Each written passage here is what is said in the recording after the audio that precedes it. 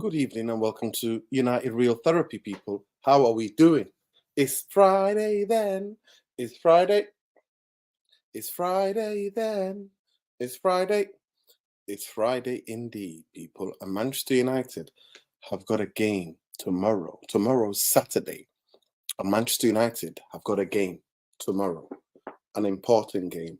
A very important.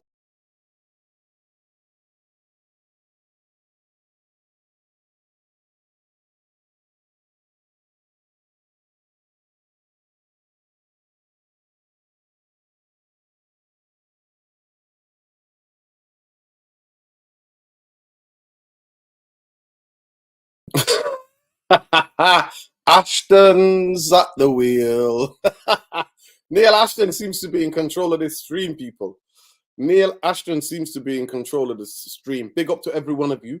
I hope you're having a wonderful start to your weekend. And morning, evening, afternoon, wherever you are in the world, wherever you're watching from. So big up to everybody. Everybody. Welcome. Apologies about that. Just kick me out on my own stream. But that's how the cookie crumbles sometimes, people. I think we're going to win the game. We've been so, we are bound to win one. People are going to get overhyped on the back of this win. We'll see. Big up MH. Locker spreading lies and leaks about the club for all clicks. Of course. MH, you know how that is. That's going to get starred. That's one of the best comments of the night. I hate the clown hairs. I need it to be banned. I need him to be banned. So I need to get these weak mentality players out of this. They know how to throw a manager under the bus. Listen, at the end of the day, we're going to break it down. We're going to break it down tonight, people. It's Friday night and it's the breakdown. Welcome to the breakdown, people. The title of the show says Chaosfc's leaks. I mean, I wanted to put leaks like a sieve. But at the end of the day, the reason why majority of journalists now, Locker started it, TalkSport jumping on the bandwagon, the daily hate jumps on the bandwagon, the absolute Sun, don't ever buy the Sun, by the way, but that absolute rag jumps on the bandwagon. At the end of the day, they all getting clicks. It's all about clicks, by the way. So all these media people, you see some of this media, like the media, as absolutely nowhere to hide. They take fans' tweets and turn it into a story just for clicks. They see a tweet trending, or somebody, they'll turn it into a tweet. They'll turn it into a story. So absolutely, like the standards of journalism and investigative journalism is absolutely done out here. People, I'm gonna get you to like and share and subscribe to the show tonight.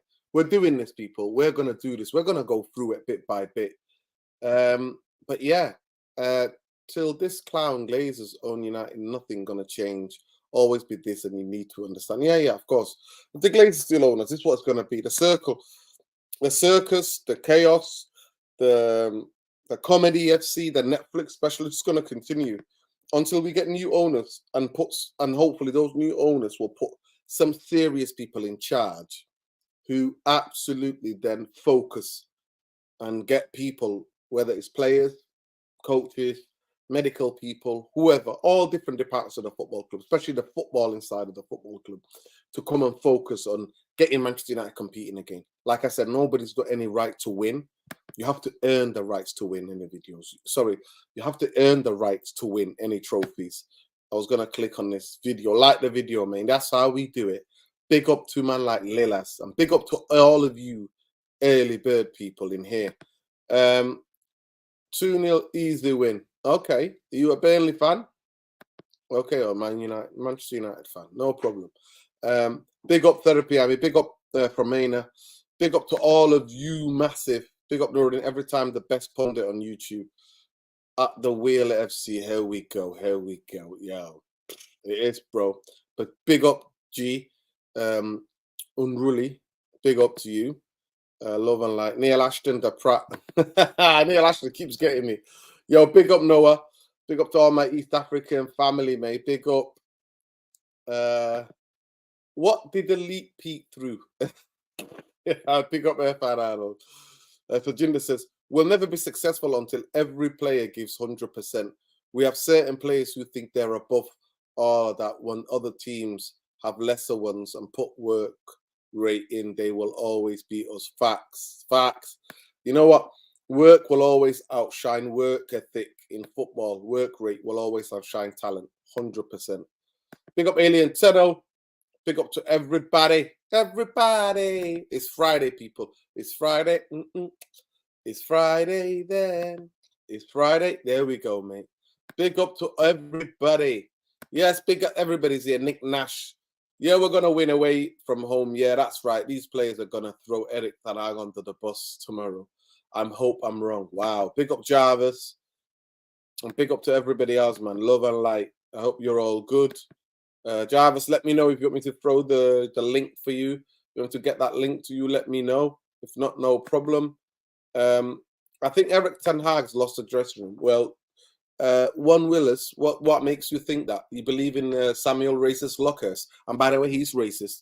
Because to me, if you say racist comments, you use the word exotic to describe black and mixed heritage players. Then to me, black and mixed heritage players are not plants. They're not plants.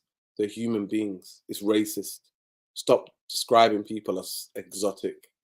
I'm not here for it. Big up to Tom. Welcome, Tom. I hope you're well. I hope all is well in the... I think hopefully you're in the 7 hills. Those 7 cold hills. Nah, I don't know. I think I've got the old passport out. I'm pulling a Saeed. We're just going on sabbatical every time, aren't we? Going on sabbatical. Mm-hmm. I think he's took more trips to Spain than Man United have Europe at this rate. This is Saeed had to go through how many different countries to get to that game? Blood murder. The fact that you exile a man to Alicante, he comes back and within a week he's already booked to go to Palma de Mallorca.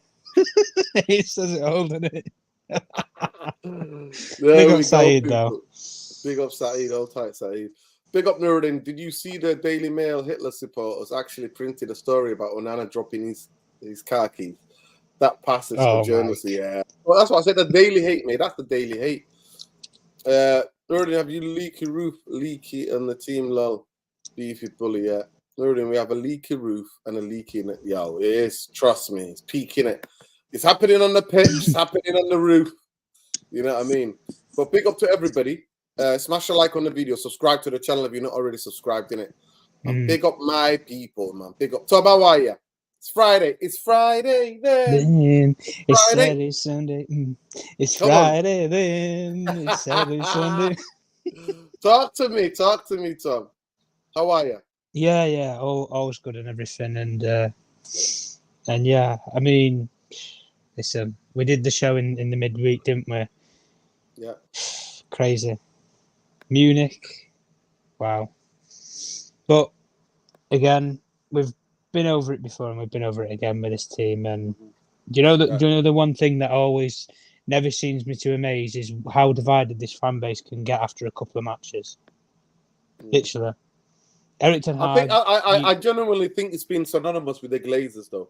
I genuinely think that having toxic owners creates a toxic football club. It's an environment. Yeah, it's the environment. Yeah, and then you have that byproduct of toxic fan base.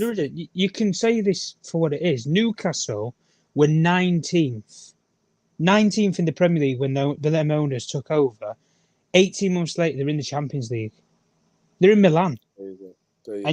And you can say it for what it is. They had the decay of Mike Ashley to the world's richest owners, and in space of 18 months, the players that they brought through, the actual development, they chose a proper manager who is young, who they took a gamble on in Eddie Howe. He got Bournemouth relegated. They took a gamble on him, but gambles sometimes pay off, don't they? I mean, we took a gamble with Eric Ten Hag last season, but I mean, I don't really know with this season though. It's crazy, and we're only 6 games in. Big up Beef Bully. Beef Bully says, there already no conspiracy theory, but I believe CR7 could be the mole in it. Just think there's an agenda here.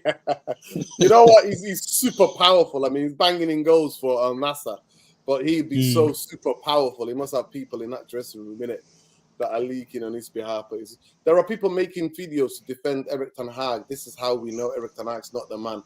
A good manager does not need people to make videos defending him. Action talks louder than words.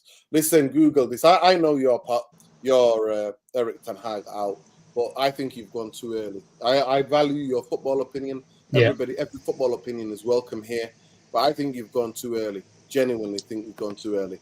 Big up. I've missed something. All of a sudden, journalists say leaks everywhere. Jumps and leaks. These papers write anything to get interactive. This is it. Big up, sinking one. This is what it is. We have to see it for what it is. We have to see it. As Manchester United fans, we have to see it for what it is. All of the usual suspects are all jumping on the bandwagon, going leaks. Some senior Man United players are not happy with Sancho. I'm like, come on, give over. You wanna like squeeze much as you can out of that. One thing about Jadon Sancho is not a coward. Jadon Sancho is not a coward. He would have just leaked that story and kept his mouth shut and not put it out. But he actually, that's what I said. I give it to him. He's suffering the consequences of it. I think we're going to come on to it later in the show. We're going to have a piece of advice for Jadon Sancho because I think footballers care about playing football. I think majority of footballers. And I think Jadon Sancho needs to just apologize, get this over done with, get back on the football pitch. But we'll come to that when we get to the section later. But let's get into it, people. Let's get into it. The media are using Manchester United because we know it says it there. Hated the door, never ignored. Yeah. It says it on the strap for them. We are the news. Man City win a treble. Manchester United still headline news. Why? That's how big we are. And all these journalists, they don't even support Manchester United. They're all jealous. That's why we're hated. If you don't like Manchester, you don't support Manchester United. You hate Manchester United. We're hated. Manchester United is never your second team or third team that you like to watch. No, they're not.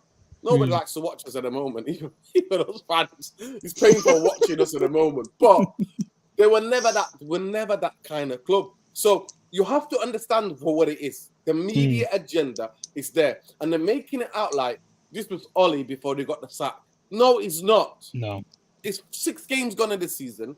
We've lost 3 in a row or 4 in a row out of the 6 games. And that's all it is.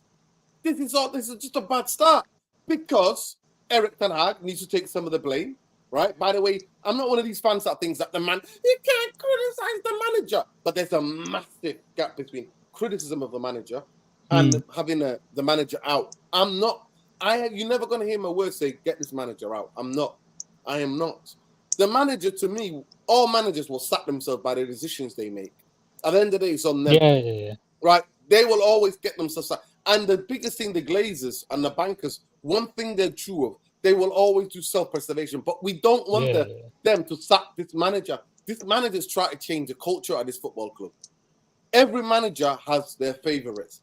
Every manager because people are different. We know the stories. Fergie would literally shout at Rooney and Giggsy, tell them stop dribbling. And even though they're not being dribbling, because both of them would go, right, I'll show you. Because they were that type of personality. But if he said that to Nani, and Nani will think, oh, damn, when he's shouting at Wayne Rooney dribbling, Nani thinks, oh, damn, I better stop dribbling. He really wanted to say it to Nani because he knows that he will crush Nani's confidence. So he says it to Rooney, has to go at Rooney, has to go at Giggsy, because he knows those 2 characters, they're like, I'll show you. I'll come in with a man of the match. I'll come in with a man of the match trophy. That's what I'll do. I'll show you, Fergie. The difference. So at the end of the day, certain players who the managers sign, they get preferential treatment. If the manager didn't sign you, you're not going to get that level of treatment. So it's nothing new. This has happened in football. Just to explain to the younger fans, all these there's nothing new in football. Between players who've been dropped. But the biggest thing about the football club is that Erik ten Hag wanted to get rid of about 6 players. Yeah. And the club said, nah. But they got rid of one of the 6. They got rid of Fred, didn't they? And because Fred thought, nah, I'm not, and that's why I Fred respect wanted Fred. to go. That's it. Yeah, I Yeah. respect him. Yeah, I respect Fred for that. Yeah, big up to all of you, man. United League Moles in plain sight. I think our ex-legends are the league star 100% next. Or our ex-legends have some sort. Yeah, they do have some influence in the dressing room. Big up to you. How long will Ten Hag last? I hope Ten Hag lasts for the next 5-6 years, 10 years for me. Seriously, Burnley bounces tomorrow. You'll know the rest. Exactly. Newcastle got a good manager and got them from 19 to the Champions League. Yeah, yes. But he was losing games before because the clubs weren't united after he got taken over. The fans became more engaged with everything. Trusting Ten Hag, it's the Glazers that are the big issue. Nothing will change until that's what I'm saying to you. So when I'm saying Google, honestly, you're helping the Glazers. A month ago, it was Arnold needs to be sacked. Arnold needs to resign. And then all of a sudden, it's Ten Hag. You know this. It's not the managers. It's not the managers. You know it's not the managers. But wake up, people. It's not the managers are not the biggest problem at Manchester United. Every one of you know the reason why this fucking channel was set up is because to explain to some of you, it's not the manager. It's what's above him. It's the bankers and the owners. Let's look at it from this perspective. We've had every single kind of manager. Let's be real now. Like, we had the Sir Alex Ferguson's successor, who he chose to be his successor, David Moyes. Didn't work. You had Louis van Gaal, majorly experienced, 20 plus years in the game, been to Champions League finals, World Cup finals, the lot. Tom, I'm really getting some static. Static? Yeah, I'm really getting some static. Okay, Can you hear it? I'll jump jump out and jump back in. Yeah. Try it again. Sorry. It's a new headset, so I don't know what's going on, but I'll try it again there. Yeah, big up to you, Tom. Listen, Nuruddin Cannon needs to be rolled into Old Trafford from the board to the owners, that right down to the players. PR Hall, all of them in the cannon, firing them into the unknown destination. Big up Natalie, love and light. Big up Unski. Unski said, Nura, do you think these players have false illusions they made it just by the mere fact that they are Manchester United players? 100%, 120%, Unski, 100%. Is that a bit better? You still have to work, 100%. Yeah, okay. Yeah. Let me just get inside the super chat. Big up to you, big up on. You've hit the nail right on the head. They literally think they've made it by going to Manchester United. They think they've made it. It's an absolute joke. It's laughable. That's the thing. Players think that, oh yeah, I can put that's it. I'm going to get paid. Because fish always rots from the head. When the club is toxic from the top to the middle to the players, that's how it's going to be. Everybody's there to get paid. And that's how the is treated. Just keep your mouth shut. We'll pretend with this massive thing we've set up. We've set up this massive PR machine, and all it is to get that funnel, that money. That is what that machine is. Let me just answer this question here, Nuruddin. Just go back to the previous question, just before that here. Are we blaming the Glazers for buying all ex-Ajax players or players that the manager knows? When you actually look at it, and people criticise Erik ten Hag's, ID for players, let me just state 3 players that he wanted that he's never worked with before, and these were priority players that he actually wanted. Cody Gakpo, he's at Liverpool. Kim Min-jae, Bayern Munich. Harry Kane, Bayern Munich. Those are 3 key players. Matt Simmons, apparently. You know Alien Tenno's favourite player? That Dutch kid. Is he Dutch kid? I think. Xavi Simmons. Xavi Simmons. Yeah, you wanted him. Young player again. This is what I mean. But when we look at it, and even when I can't remember what journalist it was that briefed about it, saying that Amrabat, the recruitment team, don't think it's going to work out. He's not even kicked a football yet. It's absolutely disgraceful. But do you know what's funny, Nuruddin? If you had to look at properly the top 5-6 analytics for midfield players, Amrabat's up there with the best of them. Why do you think he had Liverpool wanted him for this summer? Barcelona was still sniffing about. You had PSG that were looking at him. He could have easily, I think one of the big Italian clubs would have looked at him if they needed a midfielder. Like, for example, AC Milan just lost Tonali, didn't they? They would have been looking at somebody like Amrabat. So I just can't understand this football club sometimes. So this myth that Erik ten Hag has bought all Ajax players, of course he has. We can see that from now. But honestly, if I'm being honest, I do feel a little bit of sympathy for him because I don't think he trusts the people, the powers that be above him, to get any of the players that he really, really wants.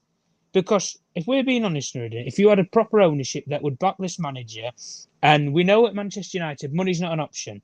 250 million pounds every single summer should be a standard. Should be a standard with how much money we generate. And if we actually could shift players that self-sustainably, we'd be able to do that because FFP, you'd never even hear it near Manchester United again. And like I say, he wanted Cody Gakpo to play false nine, left wing or whatever. And do you know what, Nuruddin? I think he's a good player, Gakpo. I really do think he's a good player. And Liverpool, he's a good player. For that Liverpool system as well, I think 37 million. 37 million pounds. Yeah. Bargain. Kim Min-jae had a 38 million pound release clause. That's your centre backs. That's your Varane replacement sorted. We wouldn't even be sitting here now. You know, we were all me and you were shitting ourselves thinking we're going to Munich with Evans and Maguire at the back. Like, you wouldn't even be thinking that because you'd have Kim Min-jae there. Or, as people were saying, if you want an out-and-out proven number 9, you go and get Harry Kane.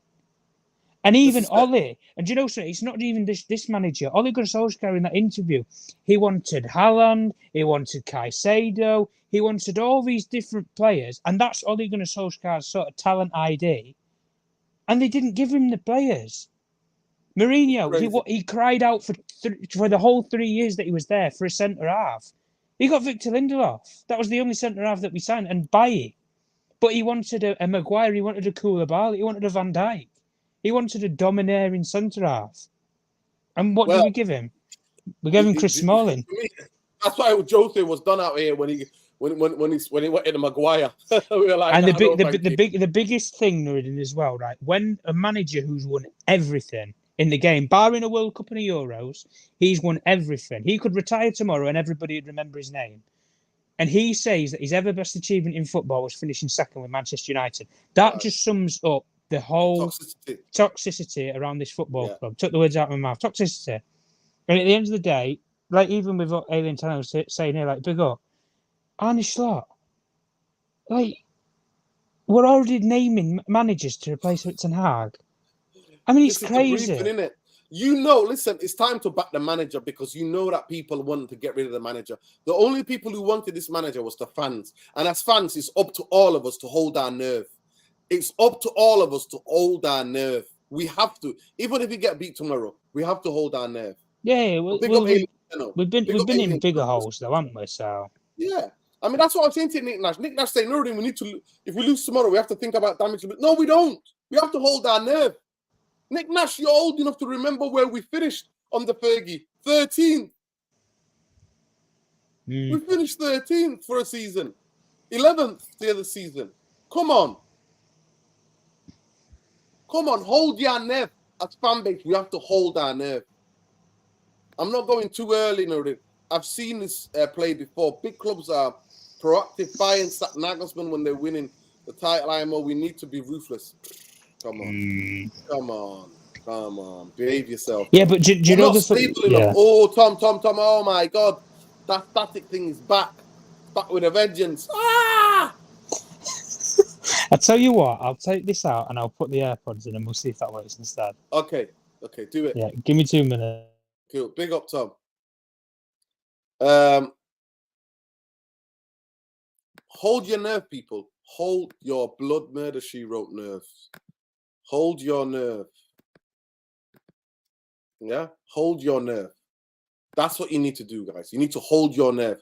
There's 200 of you, nearly 200 of you here. Smash a like on the video. Subscribe to the channel. Yes, Jarvis Cooker. Yeah, sent it to you. Big up to you. Played at 11, 7-0. Now, how's that changing the culture?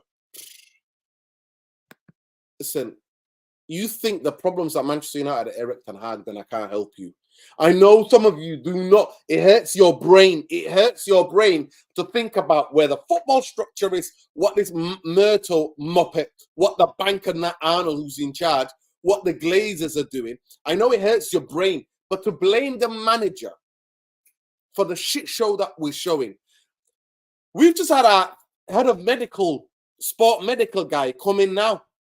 3 months, we've not had a guy doing that job. It's unbelievable. It's absolutely unbelievable. Hey, big up. 100% Jarvis. How are you? Big up to you, brother. How are you? How's the family? Big up, big up. Yeah, I'm fine. I'm fine. You know, we're going through some difficult times, but it's good to talk football and get your mind off it. So yeah, There it's you good go. to be here. There you go. There Thank you you go. for Big having up. me. Always welcome. This is the place you're always welcome, Jarvis. This is the community. It's your community. You Thank and you. Tom, Thank you. always, always. This is your community, guys. Big up to you. up. Paul Evans, splash face when you coffee and wake up or wobble. Right, that's it. Paul Evans, go to sleep, splash your face with coffee. Big up. Rambo said, this manager's clueless. 6 games, 4 losses, horrendous way record, no progress. This is the why fans are doubting him. But Ten Hag's fans always get mad and block people left and right. And listen, nobody's blocking nobody. He ain't getting blocked here, Rambo. Ramo, you ain't getting blocked here. Ain't nobody blocking you anywhere. We're just saying to you, please consider that 6 managers how many interim managers? Let's go through them. David Moyes, Louis van Gaal, Jose Mourinho, Ole Gunnar Solskjaer, Eric Ten Hag, 5 managers, and then you had Giggsy as an interim, Carrick as an interim, Ralph Ranieri as an interim. So at the end of the day, 8 people. These clowns. You've got bankers. Please understand this.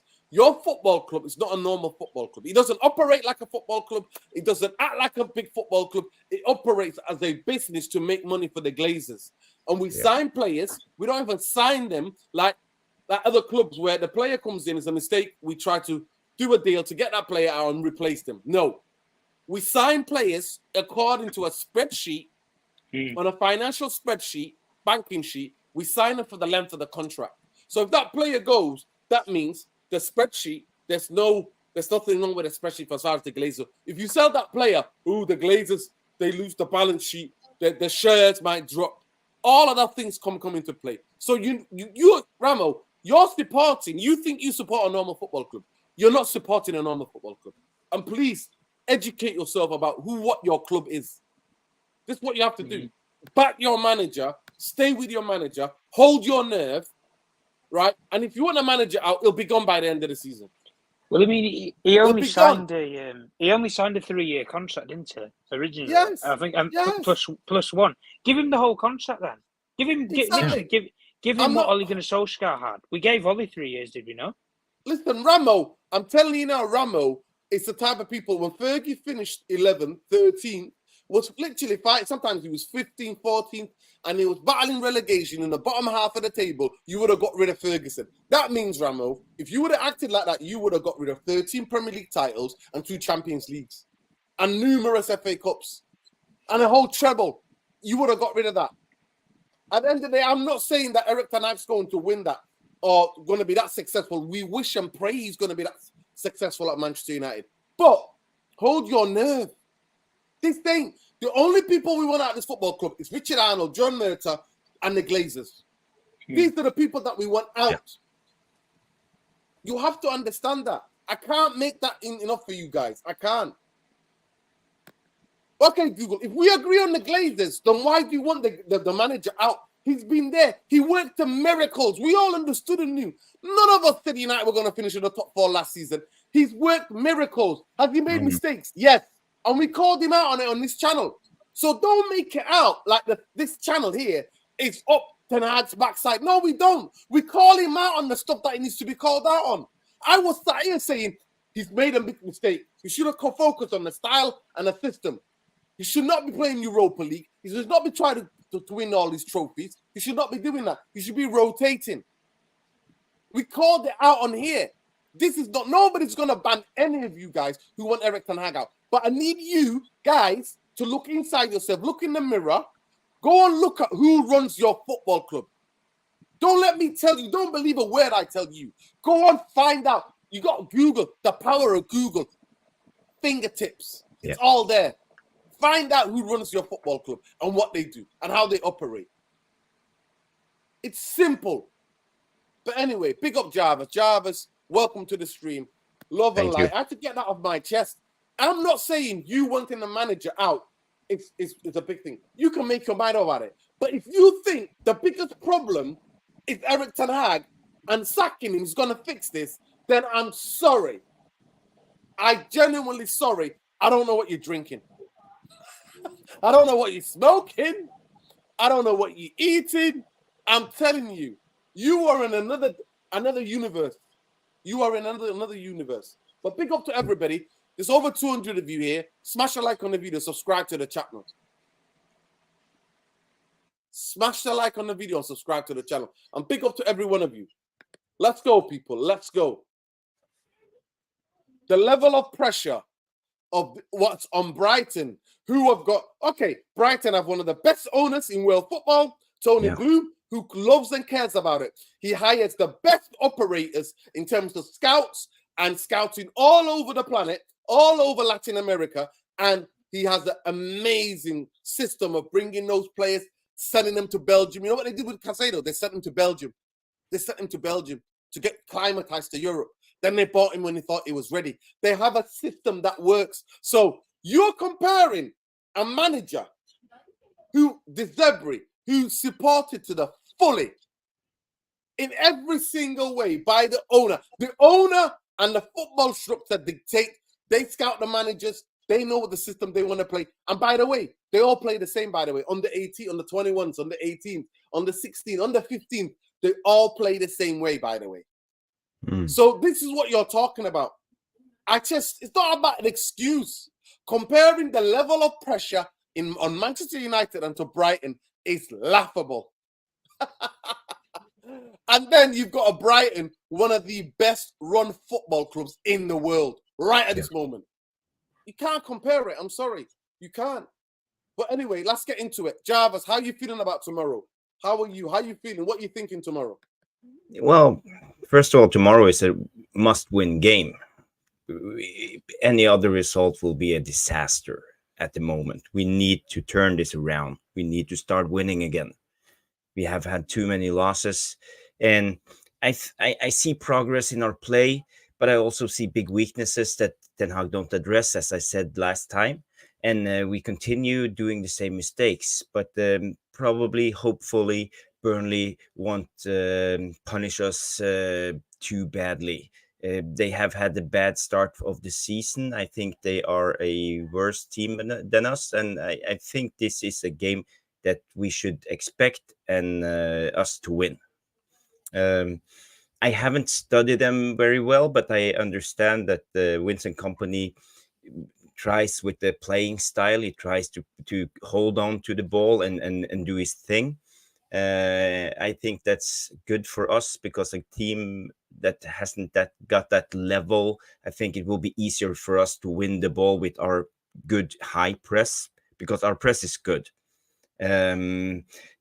As we talked about the other day, is will we utilize our chances? Will we take it when we get the chance? So it's up to the players to prove. I'm very excited for tomorrow. We will get a lot of players back from long time injuries, and we will see Amrabat most likely for the first time. He's ready. He's 100%. So I see no other reason that he will play. I'm very excited to see Amrabat. Maybe he will transform our team because I hope that he have that the thing that we lack, namely a ball carrier of the ball, someone who can bring the ball from defense to attack. Up until now, it's very one-dimensional. It's just a magical pass from Bruno, most likely, and we get our chances. But now maybe we will have several strings to play on in our build-up and our attacking play. So tomorrow, Amrabat will be a key for hopefully he will play. And Mason Mount is also back. And I think also Varane is back. Have you seen any new team news this today, Nuruddin? Apparently, well, the only thing I could say, I'll come to you in a minute, Tom. Apparently, Varane and Mason Mount.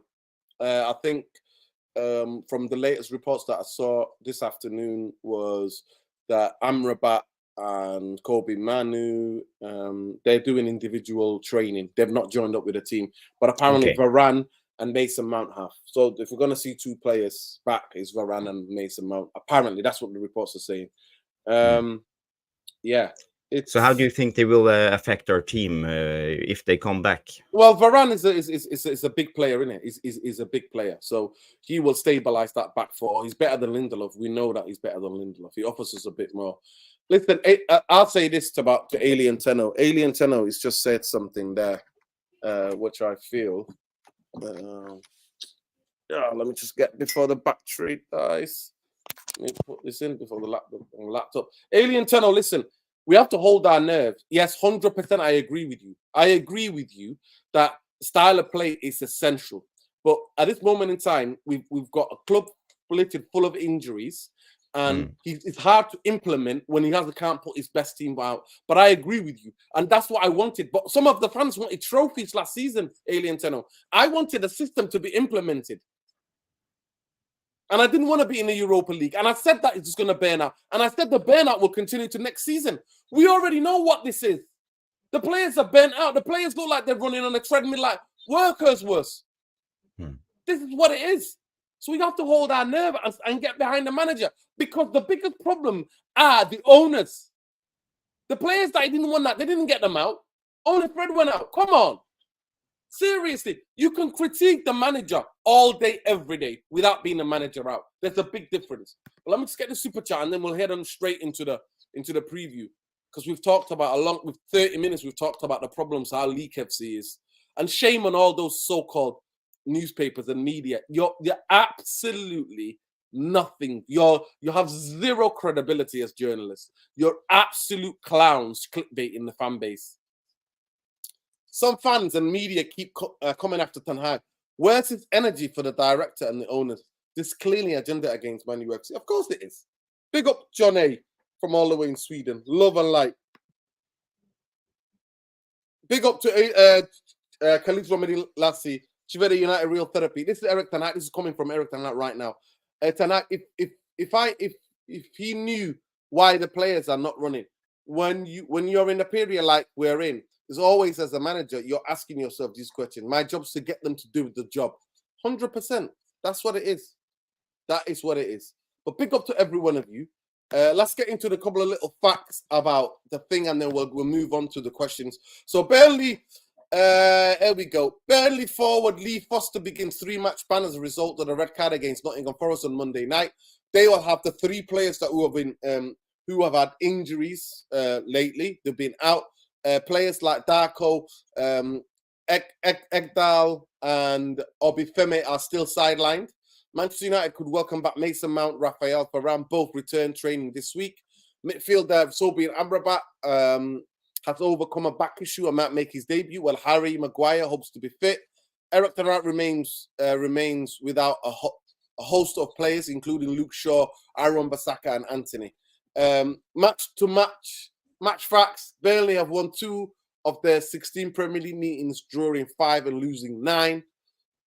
Manchester United, this is the head-to-head. So Burnley have only won 2 of the 16 Premier League meetings that we've had against them, drawing 5 and losing 9. Manchester United are unbeaten in their past 7 top-flight visits to Turf Moor, winning 5 and drawing 2. Only 2 of Burnley's 11 Premier League goals against Manchester United have come at home. Robbie Blake's winner in 2009 and a goal by Jade Rodriguez in 2022. Burnley have lost all 3 of their Premier League home games so far, conceding 11 goals in the process. They have never lost their opening 4 home league fixtures in a season. Vincent Kompany's side are failed to win any of their first 3 matches at Turf Moor last season, but beat Millwall 2-0 in their 4th game, 4th home fixture. The Clarets went 7 games without a win from the start of 2020-2021 Premier League season, and took them 9 attempts to register top-flight victory in 2020 and 2022. Burnley have failed to win 13 Premier League matches in August and September since the 2-0 win over Norwich City in September 2019, drawing 4, losing 9. This is it. Manchester United have made their worst start to a season for 37 years, losing 4 of their opening 6 games in all competition for the first time since 1986. And guess who was in charge in 86? Ferguson came in to be in charge after that guy got sacked. You know the guy. I don't even like mentioning his name. They have lost their opening 2 away league fixtures for the first time since 1973-74 season, which ended up in their relegation from top flight. I hope we don't get relegated. The Red Devils have lost 18 of their past 35. Actually, I want us to get relegated. You know why? Because the Glazers will definitely go there. I promise you, the Glazers will go then if you get relegated. The Red Devils have lost 18 of their past 35 away matches in all competition, winning 13 and drawing 4. However, United have won 17 of their previous 24 top flight fixtures against newly promoted opponents, including the past 8 in a row. Eric Ten Hag's side have conceded 14 goals in all competition. This is more than any other Premier League side. They have let 3 or more goals in 3 consecutive games for the first time since December 1978. Marcus Rashford has registered 9 shots against Brighton last week, and it's the most in the top flight by a United player without scoring since Zlatan Ibrahimovic attempted 12 against Burnley in October 2016. I remember that game. I honestly, I'll never forget that game. I was at the Stretford and I was watching that game and I just could not believe. And guess who was in net that day on a man of the match performance for Burnley in 2016? One player called Tommy Heaton came back to Old Trafford and had the man of the match performance at Old Trafford, and I couldn't believe it. I was there, people, in the Stretford and going crazy. He missed sitters that day. He could still be playing, and Ibrahimovic will still be missing. I don't think the biggest problem is that I know that even if he goes, the Glazers will keep destroying our club. I want the manager to show us entertaining football. Is that too much? No, there we go, Google. There you go. You can say that without being a manager out. You can say that. You expect better from Eric Ten Hag. That's what you expect. Right, Tom, tomorrow, talk to me. Let me just tell you a little bit about how Burnley play. Burnley literally play. They play a formation, really. They play either 4-2-3-1. This is when they build up in a lineup. So from the goalkeeper, they usually play 4-2-3-1 formation. And then sometimes they'll switch to 4-3-3. In possession, it's not unusual to see one of the fullbacks invert into central midfield. Why? Why a lot of teams doing that is to basically overload. Football, modern football has become about, in every area of the pitch, can you overload? Because teams are good at passing the ball. So the fullback will invert into central midfielder. So when they build up the clarets, often would resemble something like 3-3-3-1 or 3-2-2-3. That is how they build up, right? But at the end of the day, they're very patient. Just to tell people, know this is a huge derby for them. It's a massive derby. It's not that far from Manchester, Burnley. It was a town right outside Manchester, so it's a huge derby for them. And they literally play very patient football. They rotate a lot. At times, they play with a false 9, and their best player is that Siki, 2-footed, very clever forward. Can strike the ball. Is Siki Al-Mouni, if I'm not mistaken. That's him. That's the players they have. He's the danger guy. They've got a couple of other good players as well. But that's who they are. On YouTube, I see a man in the jungle make a castle with a waterfall spar with a stone and sticks. Imagine if he had real tools. There you go. Pick up the Nero. On YouTube, I saw a man in the jungle make a castle with waterfall spar with a stone and sticks. Imagine he had real tools. There you go. Big up to you. One of the comments of the night. We love that. We love that. You love to see it. Big up to Jinna said, put quite simply, we have the arrogance of City, but the ability of Luton. Players think they're too good to put hard yards, especially at the back. If I see anybody walking, they should be sub. No, 100%. And this is where we come. This is where we come for. If we're coming for everybody, we come for somebody like Eric Ten Hag and say, Eric Ten Hag, drop them. Where's the standards? When your players are all fit, If certain players are not up to the standard, that's how you get a standard through to a football club. Get those players off the pitch quickly. Sub them at halftime. Go ahead. I just have a question when it comes to that. Do you think there is contracts that that requires that players have to play? Do you There think are certain. It's not done like that. It's not a contract per se. But if you bought somebody for a lot of money, like Harry Maguire, Ten Hag has totally said this guy's not good enough. He's a new manager. But if Ollie was still here, the club would expect Ollie to play him because they're like, you wanted him. That's normally, yeah.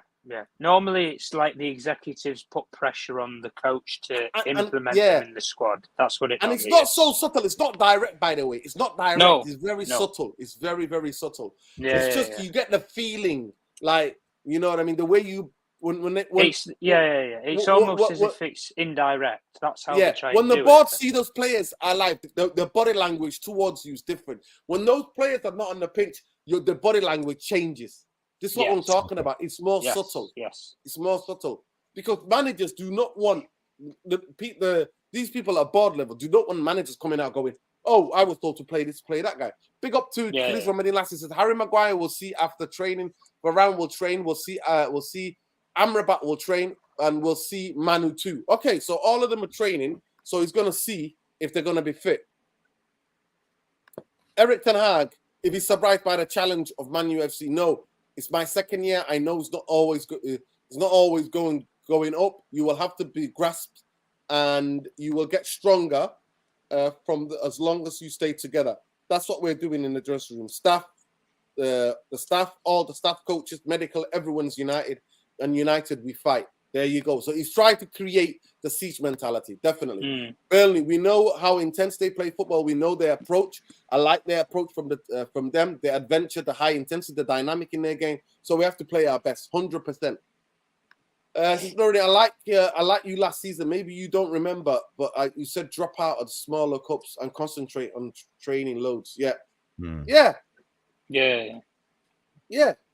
exactly. Exactly. That's what I said. I can criticize him for that.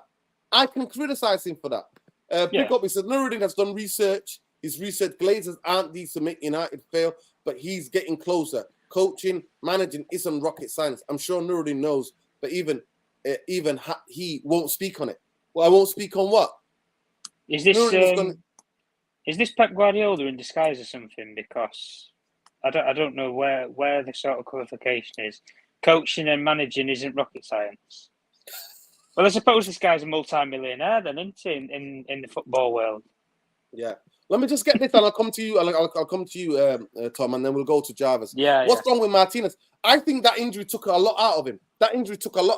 I think psychologically more than actually physically. Yeah, it's going to take time to recover. Some players come back from injury and bang, they're back on it. Some players, it takes 10, 15 games for them to get back. Look at Luke Shaw. For that whole season when he came back from that year injury, he didn't even hardly go in for tackles. There was just that mental block against him where when you think, I've been out for a long time, do I want to go into a 50-50 and risk rolling my ankle again or tweaking my knee or Achilles, whatever? Do I want to do it? And then that's another 6 months down the road. And then suddenly, you end up like players like Eric Bailly where you're just on the scrappy. That's it. You know what? You ruin your career because of it. 100%. And by the way, pick up Jadon Mane. I saw some reports that throwing into doubt if actually Ten Hag wanted Mount now. He wanted that Dutch player. Yeah. Maxi Simmons, that's what he wanted, it sounds like. Højlund 50-50 Ten Hag club signing. Mount 100% club signing. Unana and Amrabat 100% Ten Hag signing.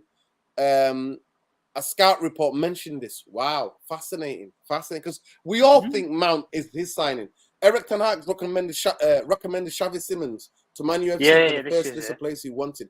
Quoted price was 50 million. Moved in, get commissioned by Manchester FC. But the way that United wanted that deal for Xavi Simons was if they can get the player on loan, like say Leipzig had done for the whole season, but United would want to buy the player eventually, like they want to do with Amrabat. But because PSG want to keep that player long term, they bring a player back from PSV. You pay the loan commission fee to PSV for having him for the season, and then you reloan him out, but he's your player to come back after the loan. That's the way that they worked it. And because Leipzig had sold, what's his name, gone to Liverpool. Oh, I forgot his name. Szoboszlai, sorry. When they've sold Szoboszlai, they needed a midfield replacement, so then they've got it with Xavi Simons now. That's the way that United would have worked it. But again, even when people question the thing with Mason Mount, as soon as people just do a little bit of research, they just assume, oh, well, Ten Hag knows him from Vitesse, and like when we had the links to Højbjerg and everything, and me and Nuruddin were sat here, and we already called it anyway when it was bullshit. People were pulling up pictures from like 7 years ago when he was the B coach of blooming Bayern Munich, and there's a picture with him next to Højbjerg, and suddenly everybody just assumes that, oh, right, that he knows the player. You could have, like, at the end of the day, I've already been through it before. The talent idea of Ten Hag, he doesn't get the players that he asks for, that he doesn't work with. Gakpo, Kim Min-jae, Harry Kane, there's just a few to mention names. Todibo even, doesn't get the players. So if you can't trust the recruitment staff to recruit for you, what do? You do it yourself, don't you? Exactly. And do you know the biggest kick in the balls for, I think, the recruitment team? He's got his own agency running the actual negotiations for the club. That must be the biggest kick in the teeth in the world, if we're being honest. His own agency. I told you all. Listen, he's running 50% of the transfers. They basically handed Rasmus Højlund on a plate for United, and it still took them 2 months to do. It's shocking. Exactly. But yeah, go on, Nuruddin, go on. Yeah, big up to everybody. Love and like. Smash a like on the video. Subscribe to the channel if you're not already subscribed. And here is more reports from Khalid from Medina Chiveri United Real Therapy. Big up to him. And he's talking about Mason Mount. And I knew that Mount was signed by the agency that look after David Beckham. And I know that club went on this massive promotion thing, 100%. So now that's becoming in doubt now. Honestly, I'm getting confused now. At the end of the day, I told you about Murta. Murta was a fraud. I told you all he was a yes man to the Glazers. He's been there for a decade. He's been there since David Moyes was there. David Moyes got sacked, but Murta stays. And that's why Murta is a fraud. He doesn't know what the hell he's doing. We saw him go to Barcelona twice with Richard Arnold. They're clowns. They have zero credibility. Well, Nuruddin, I coined it. They went on a piss up round all of Europe, mate, and they come home with nothing but a bad headache. And then on the final days of the window, they thought, all right, let's just pop out the paracetamols, let's pop out the painkillers. All right, we'll get Casemiro, take the sting out of the fans. All right, we'll pay over the odds for Anthony, a player that Ten Hag wants. And then suddenly, the fan base is suddenly spectralised. But stabilising is different. And you know the thing, I think really from what the club did with Amrabat, it's almost as if they've rolled the dice one last time. Because if Amrabat doesn't give that midfield any sort of balance, I'll be honest with you, lads, we're fucked. Let's be honest, we are screwed. And unless you get to January and you can sign an emergency player, we are screwed. Because we've played pretty much every combination but having Amrabat in there. And nothing works for that midfield. Unless you do what you were saying earlier, Nuruddin, and we do what every single opposition team wants to do, just overload the midfield. Put one of your fullbacks into the midfield, but we don't have that option because Luke Shaw's not there. And that's the ideal player that he would use for that scenario. Reguilon's not that kind of player that you can use for that because he doesn't have the physicality to play an inverted role in midfield. He's an up and down left-sided player, almost like an Andy Robertson. And in the same way with Liverpool, that's why Trent Alexander-Arnold skips into the midfield because you can play those patterns of play through the middle and thread the ball through. Whereas Robertson, again, as I say with Reguilon, up and down the line, all game, every game, whip crosses into the box.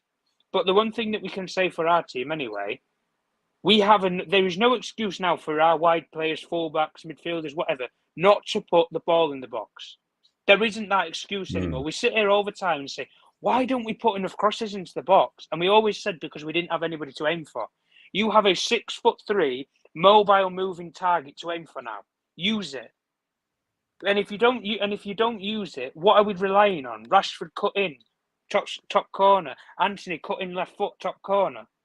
That's all that we rely on, really, don't we, guys? Let's be honest.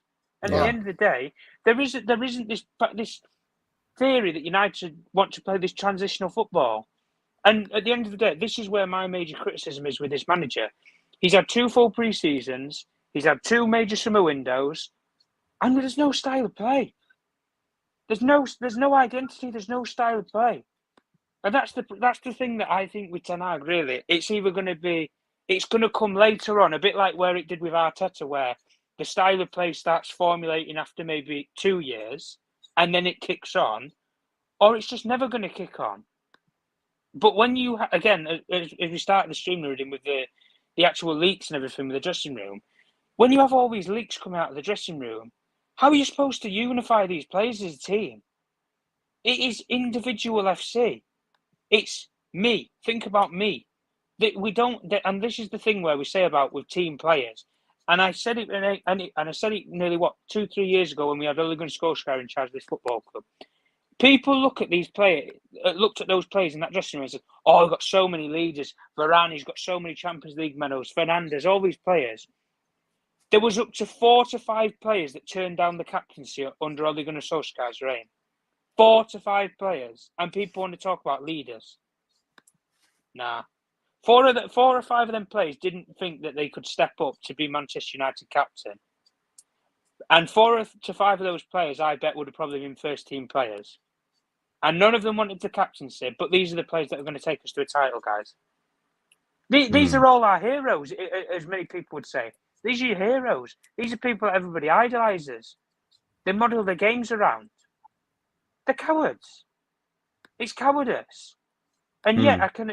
And do you know something? Maybe that's where we might have gone wrong with Harry Maguire in thinking that he was just given the captaincy. Maybe he wasn't. Maybe he was the only one in the whole dressing room, comes in 6 months and thinks, nobody else is taking it. Right, I'll take it on then.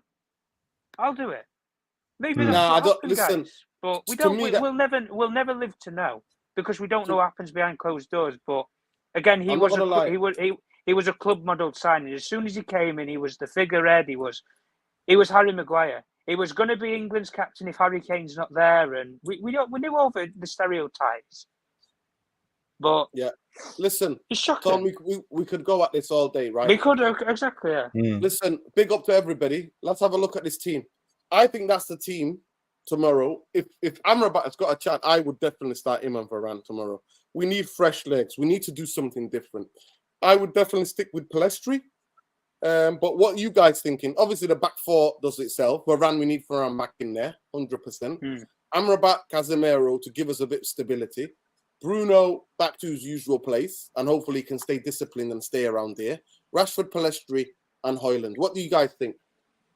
Yeah, I can go first. Would you change any players? Any players? Well, this is not my opinion. This is what I think Ten Hag will do. You've put Diallo at right back. Oh. I was going to say. Dyslexia, mate. Dyslexia. There we go. Let's be go. There we go. Diego Dallo. Hopefully he comes back though soon, Ahmad. I wonder how long he is away from coming back. But just to clear the rules, Nurdin, how do you want to do this? Do you want me to select my team or what I think Ten Hag will do? No, I think this is what Ten Hag should do tomorrow. Yeah. I don't think he will play Pellistri, to be honest. I don't think Ten Hag trusts Pellistri. He would have played him before. He gave him the option against Bayern Munich, but he didn't do that well. So I got to be honest. I think if Mason Mount is fit, he will start Mason Mount on the right. That's or the other option is actually putting in Martial and put Rashford on the right or Garnacho on the left. If you know what I'm saying. I don't think Leicester will play. Okay, that's interesting. What about you, Tom?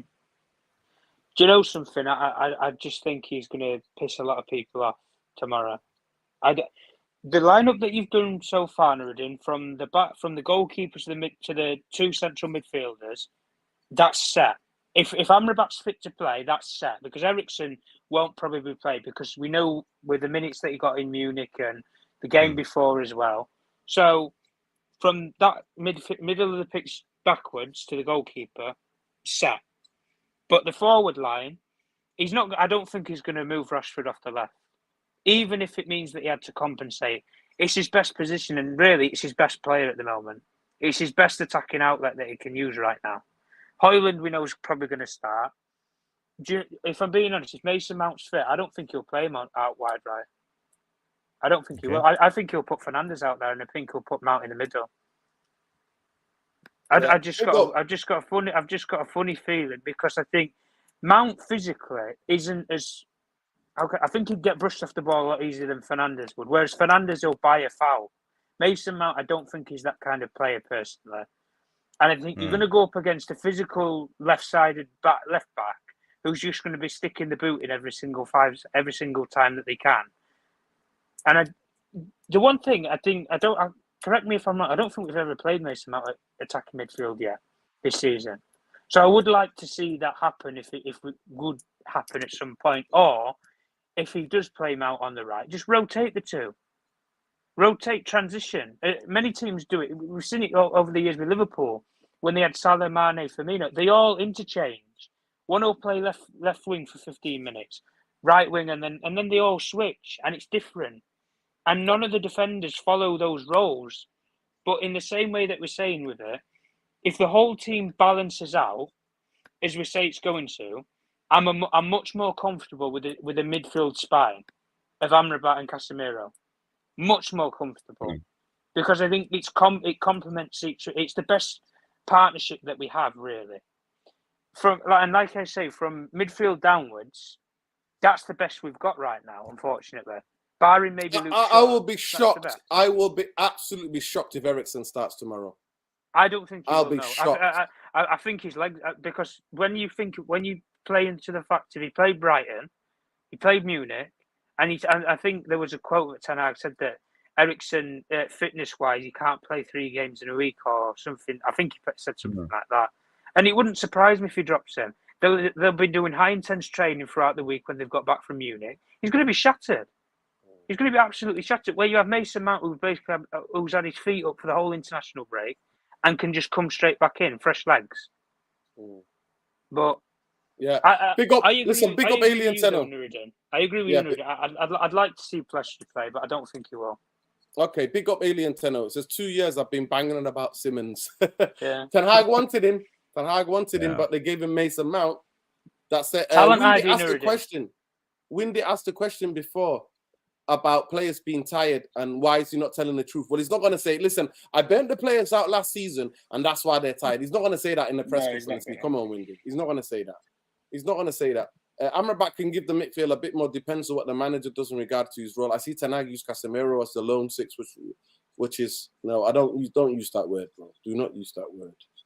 Come on now. I disagree, Tom. I saw progression to the style of play from 30 minutes against Bayern. Individuals' mistakes getting ran through cost us 100%. 100%. I understand that. But this is the thing, though, Craig, that I say to people, 30 minutes. It's not good. Yeah, but that's what we have with 30 minutes, FC. 90. We need this for 90 minutes. That's the problem. And the last time that we had this full 90 minutes where we played an actual style was Tottenham last season, 2-0. I always go to the same game. 2-0 Spurs last season. Completely played them off the park. 30 minutes against Bayern Munich wins you nothing.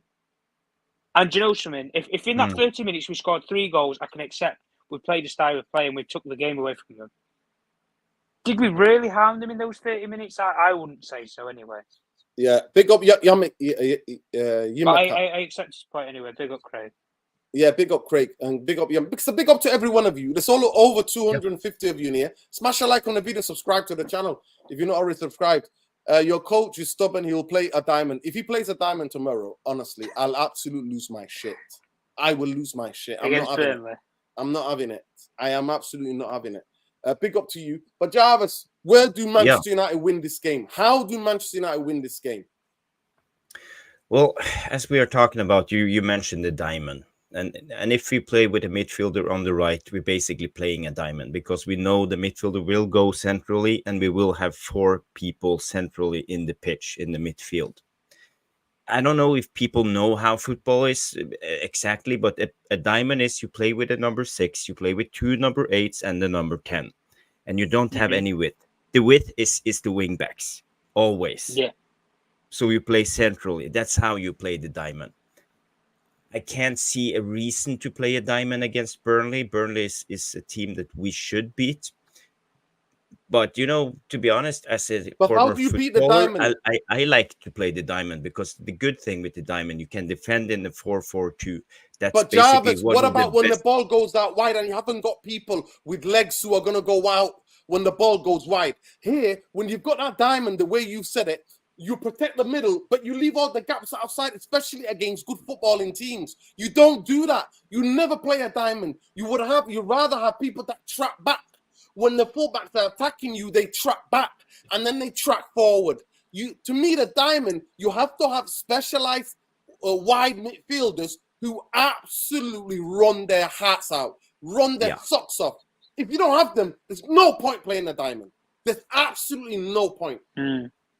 Yeah, it's a question of personnel if you want to play the diamond. But I just mention it as an option. But if I think we have so many good attackers at the moment, so if it was up to me, I would play Palestri on the right. I would actually play Garnacho on the left. I would play Højlund, and I'm not sure even if I would play Bruno. I would actually play Eriksen in the 10 with those runners, because he's a much better passer when it comes to get the other players involved in a way, if you understand what I'm saying. So I think that will be a good, but Ten Hag will never do that.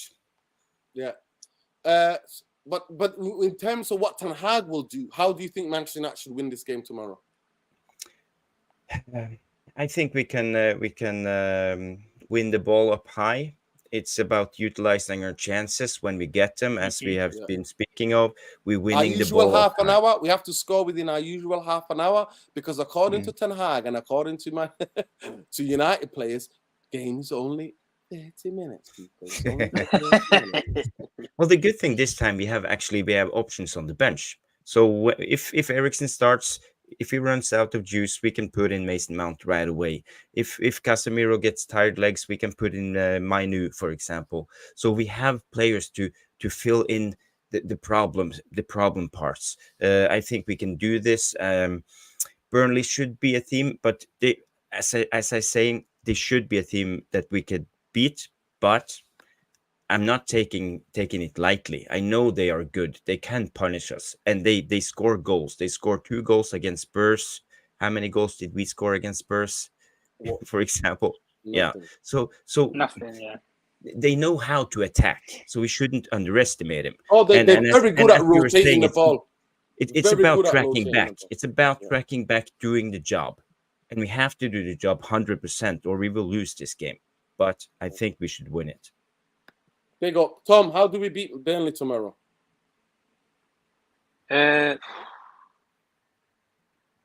Honestly, I'd probably say similar to what Jarvis said. Win the ball high up. Like, high energy teams tend to keep, if they don't really want the ball, and you just give them the ball to play with, and you want to press them from the front.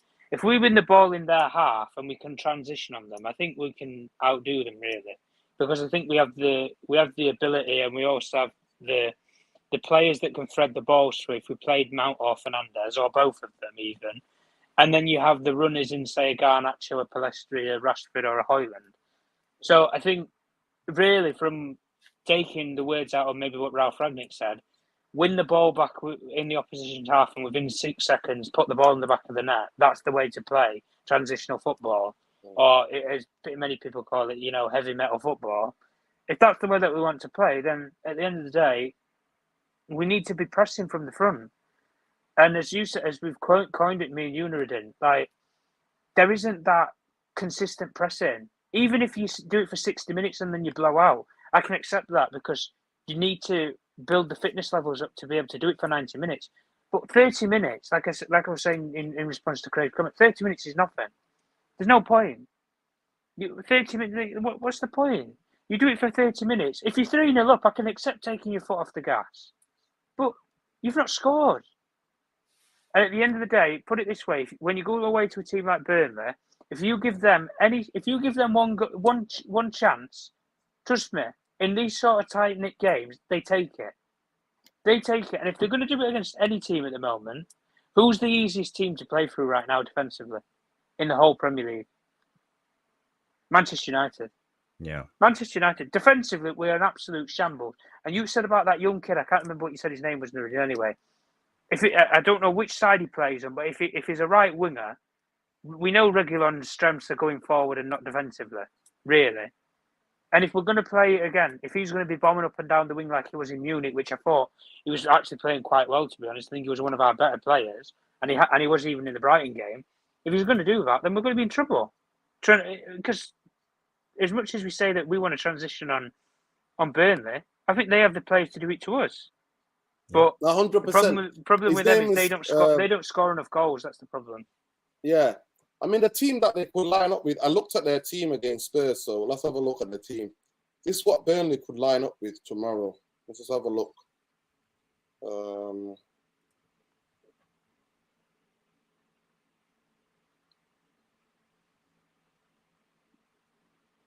So this is what they could line up with tomorrow. Obviously, they've got Trafford in net. They've got Taylor. Taylor's the left back. Roberts as the right back. O'Shea and Al-Dahil in the centre half.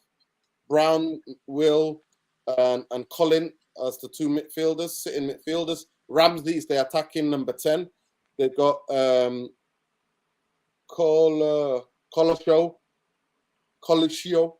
at the number 30. He's like attacking, like a left winger, inverted right winger.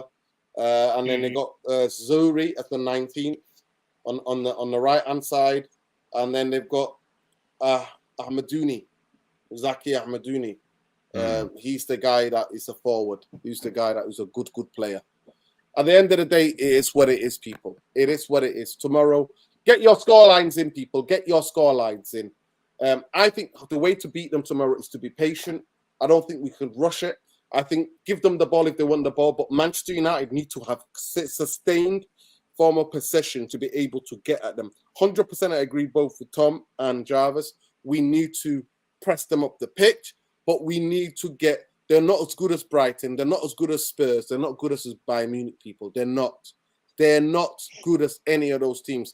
They've struggled because Vincent Kompany have decided to play the same way he wanted to play in the championship. They smacked up everybody in the championship with beautiful football, beautiful high intensity possession football, schooling, bobbing teams from right, left, and centre.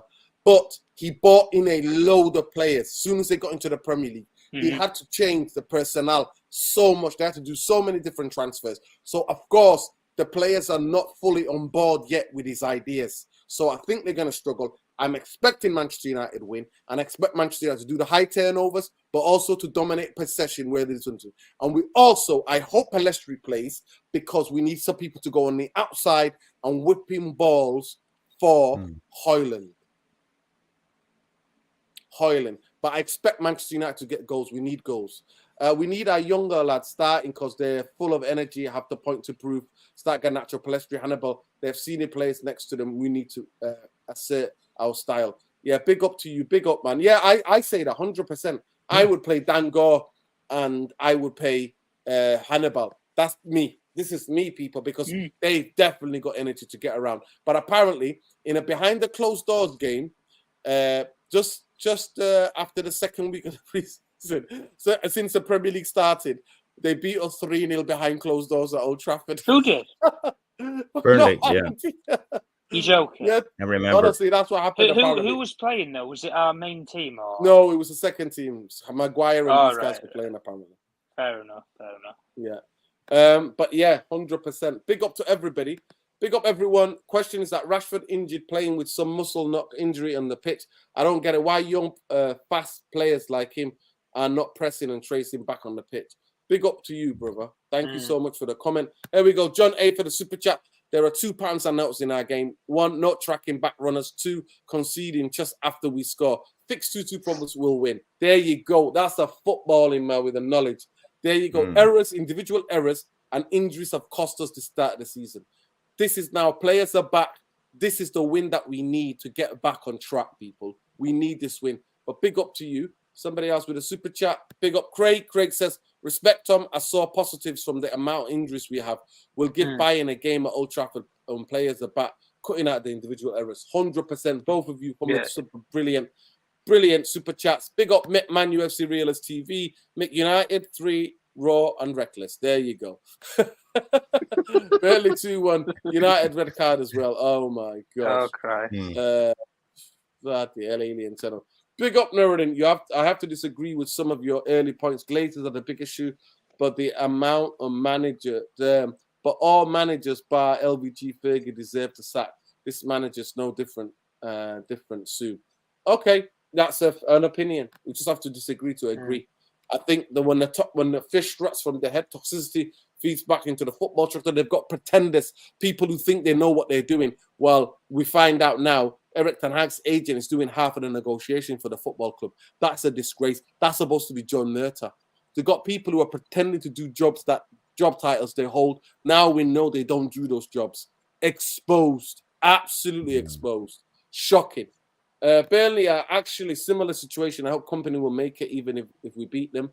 Yeah, big up to you, like games. Yeah, listen, it is what it is. Big up the Swedish John. Yeah, Rashford is nonsense. Can't pass, won't tackle, don't run, just shoot to change. Has to change. No, 100%.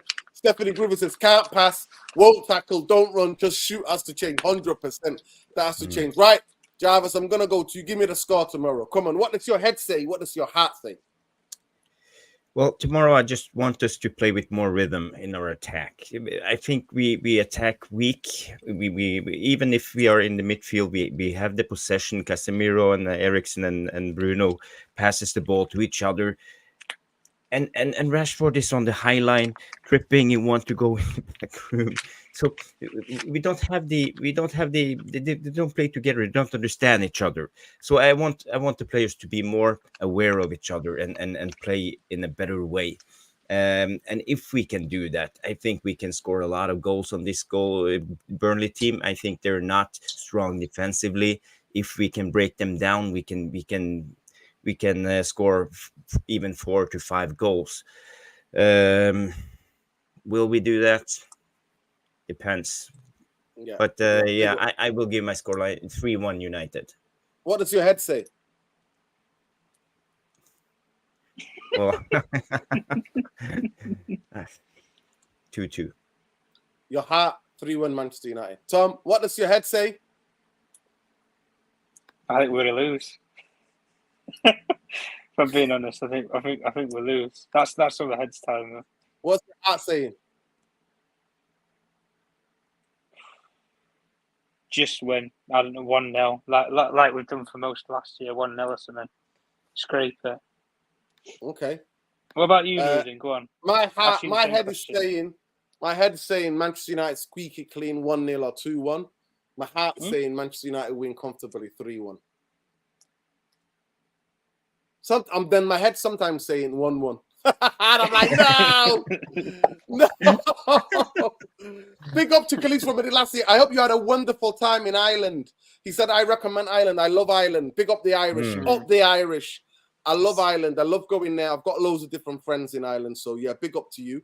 Love and light. I hope you had an amazing time. Listen, we've had over consistently 230, 40 people in here, and we've only got 118 likes. That's a disgraceful therapy, Army. I'm absolutely shattered. Absolutely shattered. I'm on here. Jarvis is on here. Tom's on here. The least you could do now on your way out is to smash a like on the video, subscribe to the channel. And before we go, people, I want to big up my friend, big up the Happy massive Happy community. Love and light to all of you. And big up Paul. Big up Paul, diehard United fan. Used to go loads home and away. So big up Paul. Hope you're watching. Hope you've got a couple of beers. You're relaxing. Big up to you. Love and light. Thank you very much for the pineapple juice. There you go.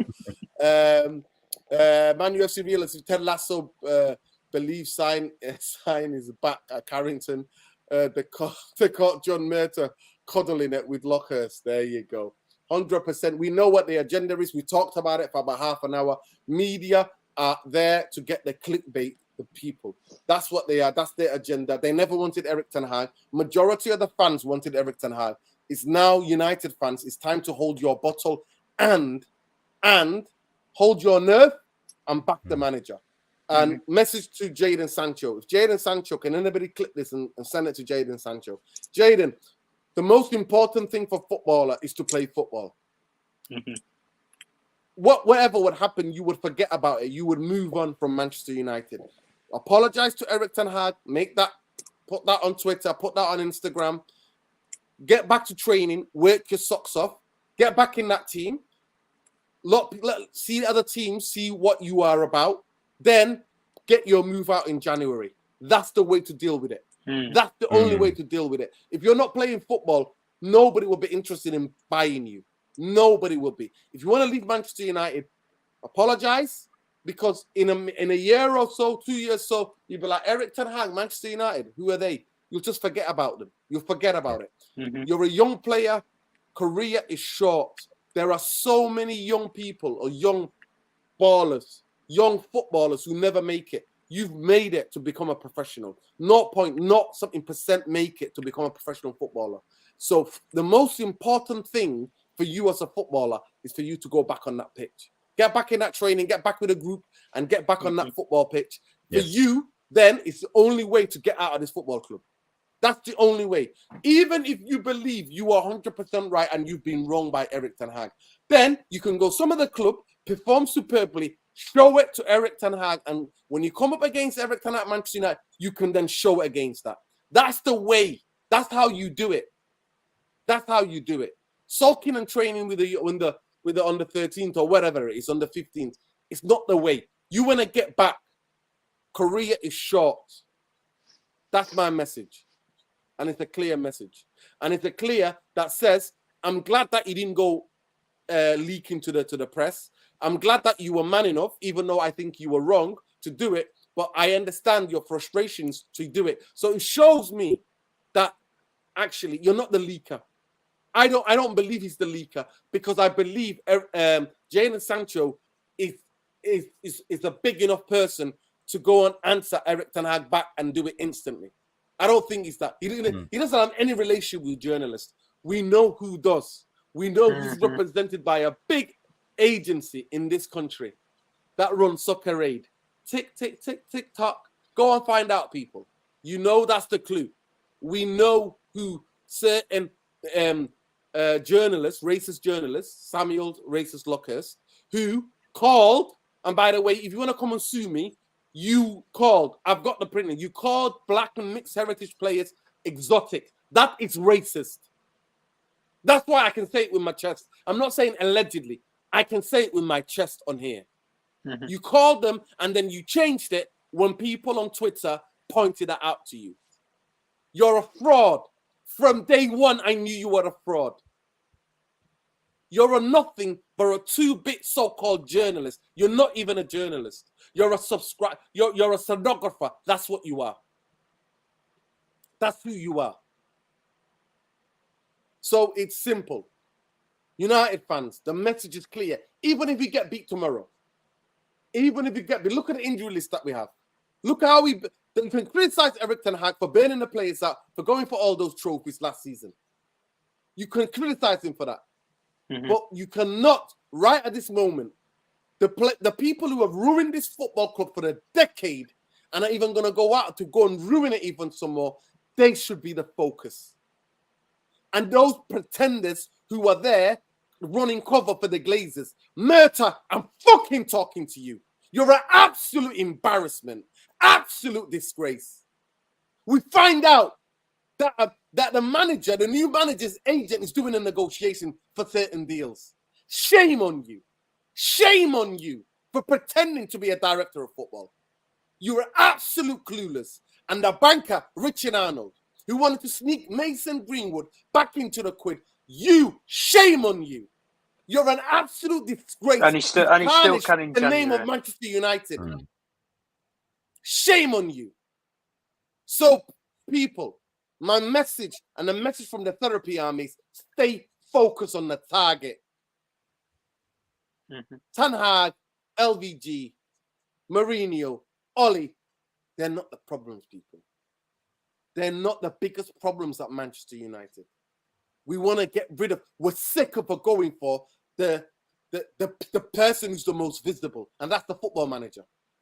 The cowards who hide constantly. The banker, the pretend director of football, and the Glazers. We need them out before I am ever going to say another manager out. Peace, love, light. Last words to Jarvis and Tom. Well, it's hard to follow up that very wise words, Nuruddin. I agree with everything you say. It's a shambles, this club, how it's run, and all of those things that's happening. So for me, just want to bring it back to football. I think tomorrow we got to go back to basics. We got to run. We got to track back. We got to do our job. Burnley is not an easy game. If we do our job, I believe we will win. And it's important. We have to turn this around. We can't be the sinking ship anymore. We have to win. 3 points tomorrow. Go United. Tom, last word from you. Yeah, big up as always, people. And anybody who's in the chat, like, share, subscribe as always. Listen, you're not going to get this content anywhere else, people. As we do it many a time, there's always this same praise saying that we say. We're all raw with our reactions. We're all Reds, and we're all what? Real. That's what we all are. So yeah, big up everybody. Yeah, big up to Mick. I can understand your frustrations, Ruben, as always. We can understand that we all agree on the same thing and the same purpose, and that's we want the Glazer family out of this football club.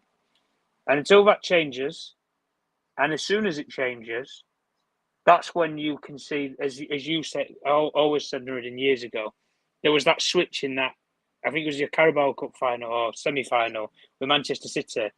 There was that switch between the two clubs where one, we had the winning mentality and they had the, we need to build something.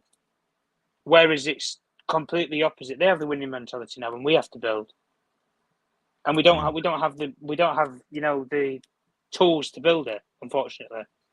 But maybe we will do at some point. Yeah, big up to every one of you. Please, on your way out, smash a like on the video. Subscribe to the channel if you're not already subscribed. Road to 10K. Become part of the therapy army. Here, it's raw, it's real, and it's red.